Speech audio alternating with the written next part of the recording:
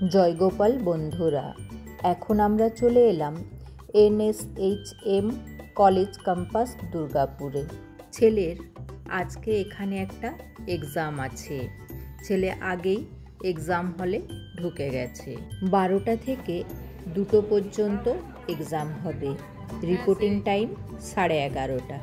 এই কলেজে এসে আমাদের প্রত্যেকের নিজেদের কলেজ লাইফের কথা মনে পড়ে গেল।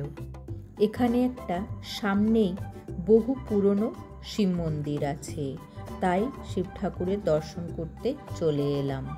ওই যে দেখতে পাচ্ছেন রাড়েশ্বর শিব মন্দির, আনুমানিক 12 শতকে নির্মিত। এই জায়গাটা হলো আররা শিবতলা, দুর্গাপুর 12। দেখেই মনে হচ্ছে মন্দিরটা অনেক পুরনো। শ্রাবণ মাস শেষ হয়ে গেছে, তারপর আজকে রবিবার, খুব একটা ভিড় নেই। এই যে আপনারা সবাই বাবার দর্শন করে প্রণাম করে নিন। হর হর মহাদেব, ওম নমঃ শিবায়। ওই ছোট বাচ্চাটা কি ভক্তি নিয়ে ঠাকুরকে ধূপ দেখাচ্ছে দেখুন।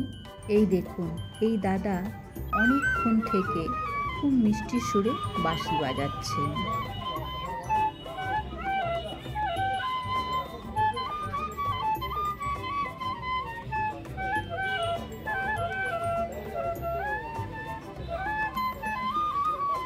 শম্ভুনাথের দর্শন পেয়ে মনটা খুব ভালো হয়ে গেল। Jagadish Bose national science talent search exam দিচ্ছে বাচ্চারা। প্রচুর বাচ্চা এই এক্সামে বসেছে। অনেক বড় কলেজ ক্যাম্পাসটা, আর খুব সুন্দরভাবে পরিষ্কার সাজানো গোছানো। এই গাছের ডালে কি সুন্দর ছোট ছোট ফল ধরেছে দেখুন। গাছটার নাম আমরা কেউ জানি না। অনেক ঘোরাঘুরি হলো। এবার 1 কাপ করে আমরা 3 জন কফি খেলাম।